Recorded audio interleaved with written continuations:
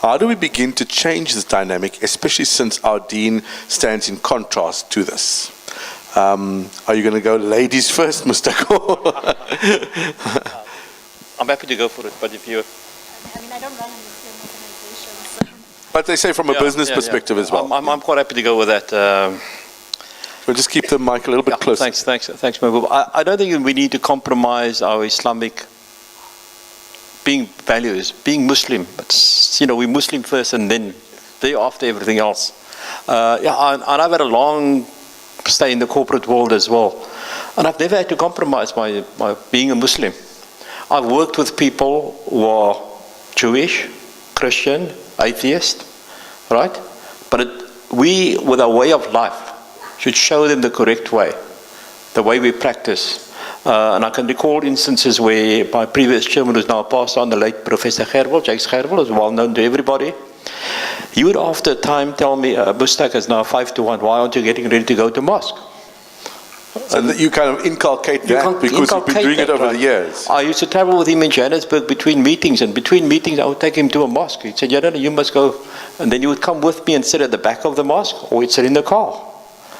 But I mean, we can do all of those things. I mean, a lot of the youngsters ask me, what do you do about making wudu in a place where there's no water? All buildings are required to have disabled toilets.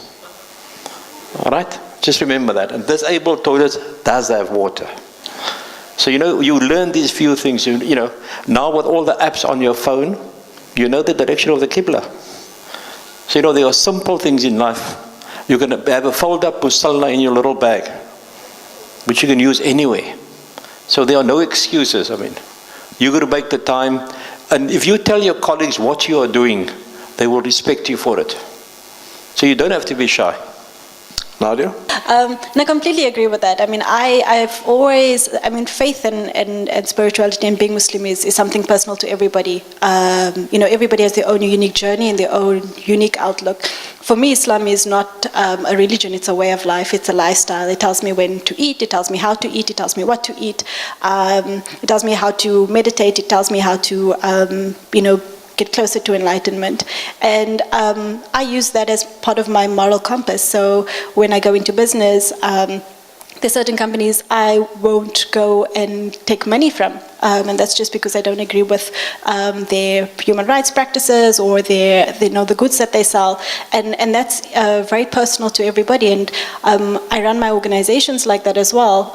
And I get this a lot where everybody says to me, oh, Nadia, you're in the corporate world. I just want to commend you for wearing the hijab.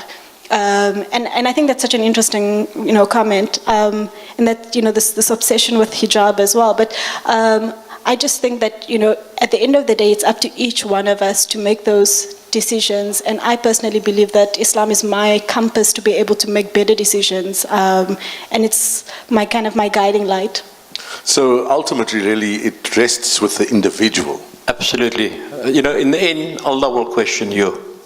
So don't blame anybody else. It's between you and your Creator. You maybe have touched on some of the things that's come up in the second question, but I'll ask it nevertheless. Maybe we can just expand on it for a bit. This person who wants to remain anonymous says, as someone working in the corporate world as a Muslim, how do you strike the balance between being a practicing, active Muslim, while at the same time enriching your soul with your Islam? Nadia, you want to go first? And again, I feel this is also, every person's journey is really unique. And I'll give a funny story. Sometimes your faith is tested, especially in the corporate world, where you always think, I'm working so hard and I'm just not getting ahead. And I see all these white people who are not Muslim and they don't make salah and they're just like flying through. And I always think, my dad always tells me, Nadia, life is not fair. Deal with it. So that's the first thing, right? And the second thing is that it doesn't always happen on your time. Very quick story. I got invited to the Miss Global Forum by King Salman in Saudi in November. I'm heavily pregnant. I literally get a visa, and by accident, I end up, and not just accident, but also just pushing the boundaries, I end up going on Umrah alone. And everybody says, well, Nadia, you're heavily pregnant, you're female, alone, you can't go on Umrah, right? And I really needed that Umrah, and I did it with my son, who was now 8 months old, and it was the most beautiful spiritual thing, because at that time, before I left, I I'd lost a little bit of faith. And yeah, I'm Excella and I try and be a good Muslim, but, sometimes your faith is tested constantly. And that nourished me. And every time I go and I sit in, the Blue Mosque in Istanbul or in wherever, I get energized again.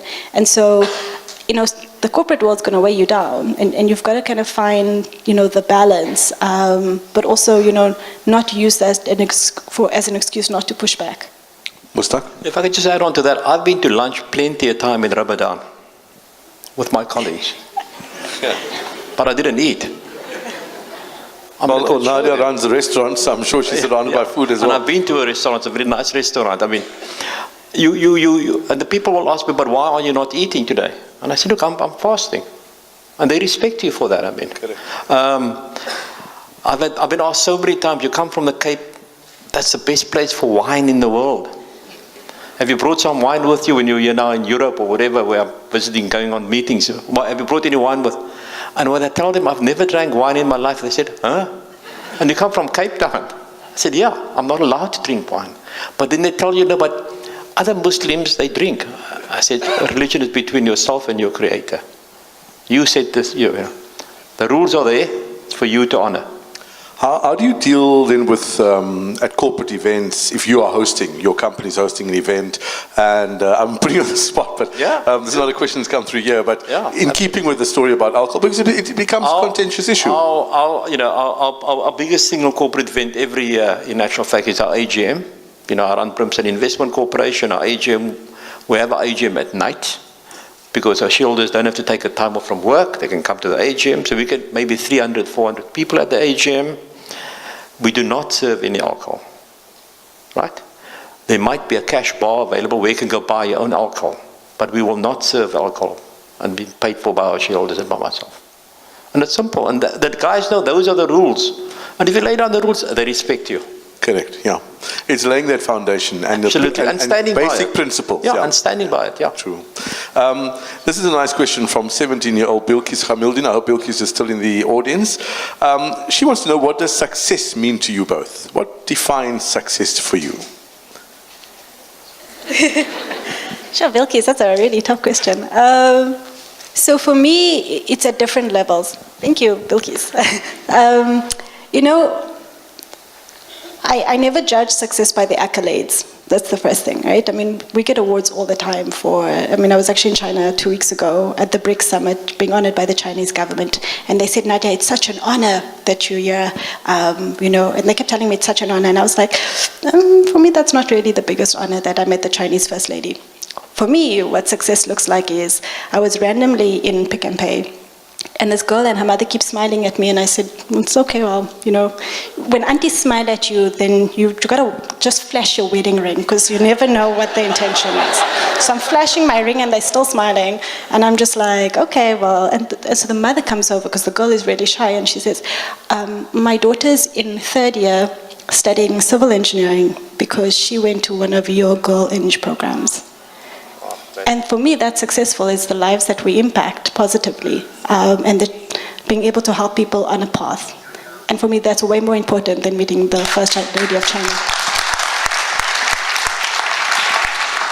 If I could just add on to that, look, it's really the great answer in that it's not about me. Quite often when I go up there to receive an award as well, I said, it doesn't belong to me, it belongs to everybody else who's been there behind the scenes, made things work. And the biggest success, the biggest good feeling I get is when we've done something for somebody who has changed their lives, where we make things easier for people. Correct. We've encouraged youngsters, where we can see now they've implemented what you've asked them to implement. And that to me, it's, that feeling of when you've seen something being implemented that you've asked to do. That's in actual fact the biggest feeling, good feeling for me. And as you said, you always surround yourself with people who know more than you. So absolutely. So accolades to them, without a doubt. But beautiful answers from both of you. A question that's come through from Yunus, and this is a really good one as well. He asks, what are the future key industries that our kids should focus on? Well, where the world is going at the moment, the world is going towards technology. The world is going towards digital technology. Is all of it good? The answer is no. It's got its own inherent issues and problems. There's now a factory in in Japan that produces Lexus cars, only employing 18 people, 18, right? Now, can you imagine the number of jobs that have been destroyed, right? Can you imagine the dignity that's been lost? The Japanese people are so loyal, right? Some of those people have committed suicide because they've lost their jobs. So what are we doing? Is technology all good? The answer is no. You know, we almost need to go back. I'm asked quite often at the moment with the way we are in our country, what can drive us back? And I'm saying, okay, we need to create jobs. We need to create basic jobs. We don't need to have the jobs that can cost R1 million and R2 million per job to create. To give people back their dignity. So they can work, they can go back home, put food on the table. The kids will respect them more as well. So that's what we need to do. We need to go back to basics. And not just think about all the fancy tools that are going to reduce jobs in the end. So, I mean, I work with the World Economic Forum, and we think about this a lot. And so, I mean, I'm a STEM and tech evangelist. I speak about tech and engineering a lot. And I think the future is around being able to better communicate and integrate with technology. And so the industries of the future and the jobs of the future are going to be how we as humans can engage with other humans better. Because as more technology is supposed to kind of bring us together, it actually pulls us further apart. And then how do we communicate with tech? And then the third part is things that are not repetitive. So repetitive jobs are going to be taken over by machines. So, you know, already machines can get better legal advice than any lawyer can give you, right? So lawyers are going to be phased out. Some of us are quite happy about that. Some of them are not. Depends on your interaction with lawyers. But, you know, so creative industries are going to be really important. That's why, you know, we've moved away from STEM, science, technology, engineering, and mathematics to STEAM, science, technology, engineering, art, and mathematics. And so think about the industries of the future are going to be creative, and especially on this continent, we're still going to look at what are the key drivers of growth. Is around tech, it's around STEM, it's around infrastructure, and it's being able to connect people across the world with products and services. Okay, so we are running out of time pretty fast and furiously there, but there's some really nice questions. I'm going to ask you to maybe just keep it brief in your answers. The next two are actually for Nadia, so you're off the hook on this one, Mustaq. But and maybe I'll ask them together, and then you can just keep it short and concise. So, when you lost all your money on your fashion line, how did you deal with the so-called failure? And then, completely contrasting, how did you know your husband would not deter you from following your dreams? Is he similar to you? So you decide on that answer, but if we can just keep it short. Okay, so losing money is a very painful thing, but you have to realize that my dad always said, don't follow the money, follow the passion, right? And the money will come. And so money you can make easily in any industry. Money comes, money goes. And so yes, it's still painful, that loss, but you know, it's what I learned from it that's more important. The second thing about husbands is that you really have to choose carefully. My husband is nothing like me. I've got a master's degree. He's left school when he was 13 years old. I married him not because these days everybody goes, oh, you were an engineer. I've got a good accountant. You know, we start, you know, rattling off careers because our careers are going to get together and make career babies. You know, it's the human being, and I looked for an amazing human being with an amazing soul, and that's who he is. And I negotiated, because we have that power. So I said to him, I need to travel for work, and he said, I don't do the dishes. And I said, okay, cool, we got a maid, I travel, maid does the dishes, and we have a really great life. And it's a work, and it's effort, and it's compromise. And it's really important when you look for in a partner. I didn't know this up front, right? And every day is a trial. We have a love-hate relationship, and we're very open about that. So obviously. Thank you, Nadia. I'm sitting here looking at your answer, but I'm also looking in the corner, and my mom and my dad are sitting there, and I'm very happy to have them here. And my mom is nodding vigorously to all your answers, and she's sitting next to my dad. And inshallah, at the end of this month, they'll be married for 57 years, inshallah. And then just a final question to both of you as we round off, and we have run out of time completely, but to both of you, the question here is, what is your opinion on the success and impact of today's conference from a speaker's perspective and from a listener's perspective? So both of you can just round off with that then. Yeah, let me start. When I was asked to speak today, and I thought, what am I going to do here? I mean, look, accidental Muslims, I mean, am I coming here by accident, or there are going to be a lot of youngsters, what am I doing here? But when I found out what actually they're trying to achieve, I think it's great. I mean, if we've inspired any of the youngsters, and they're going to go away from here today with a bit more courage, with a bit more certainty in their lives, and they can think through their problems a bit easier, right? If we've lifted that veil for them, and just acted as an encouragement today, I think we would have served our purpose for being here. And I really wish Accidental Muslims everything of the very best in the future, and I'll be very happy to support them going forward. I mean, I don't know if Hanil knows this, but I mean, I really love Khalil. I met him a long time ago, and he's just one of the most amazing souls you've ever met. And so I literally moved a flight to the US by a day so that I could be here. For me, why it was important, he said, Nadia, you've got to speak at this conference. And months ago, he put it in my diary, and I've fiercely protected the 30th of September. And the reason why this is really important is because not only is it serving as an inspiration in the community and that, but when we tweet and when we're on social media and people are going and seeing the hashtag AccidentalMuslims, right, for me it's really important that they see that, you know what, these still be amazing people, we just happen to be Muslim. And that we can change the way that people see us in the world. I really am tired of being the poster girl for Islam in every country I go to. I need more poster girls and boys. So lots of those pink helmets to go around. Lots of those pink helmets to go around.